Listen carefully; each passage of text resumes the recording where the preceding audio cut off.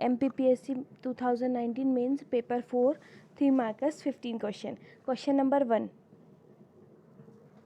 First, शासन में मूल्यों के महत्व को बताएं। दूसरा, तुलसीदास के स्वांत सुखाय की विशेषता समझाइए।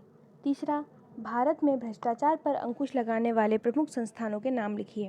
चौथा, सत्य एवं ईश्वर के संबंध में गांधी जी के विचार बताइए। पांचवा, पारदर्शिता क्या है। छठवां, जैन मतानुसार त्रिरत्न किसे कहते हैं। सातवां, उद्देश्य परक दृष्टिकोण से प्लेटो के विचार को समझाइए। आठवां, अवाचिक संचार से आप क्या समझते हैं। नवा, पाश्चात्य शिक्षा के संबंध में स्वामी दयानंद सरस्वती की अवधारणा समझाइए। 10वां, नैतिक मार्गदर्शन किसे कहते हैं। 11वां, अंतर्राष्ट्रीय पारदर्शिता के बारे में लिखें। सिविल सेवक को किन 3 सांवेगिक बुद्धि के आयाम को जानना चाहिए। जवाबदेही के उपकरणों को लिखें। महात्मा बुद्ध के अनुसार प्रतीत समुत्पाद को समझाइए। 15वां, दीन दयाल उपाध्याय के अनुसार अधिकार एवं कर्तव्य समझाइए।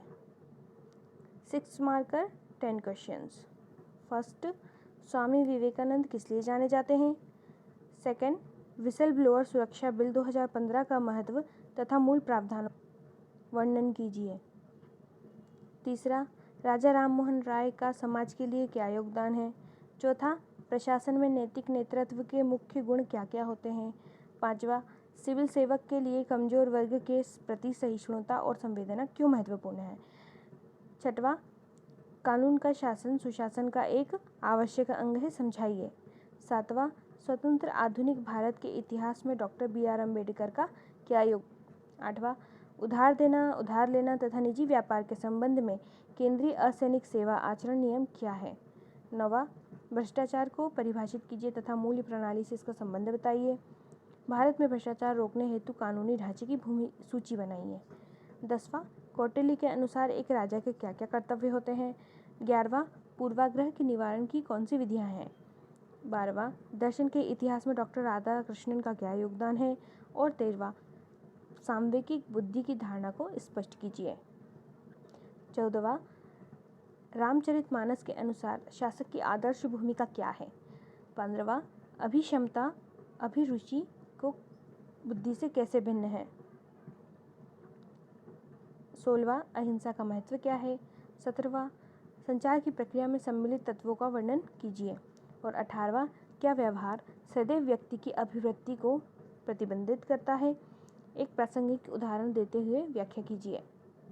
क्वेश्चन नंबर 3 और 4 केस स्टडीज़ हैं, उसके बारे में है।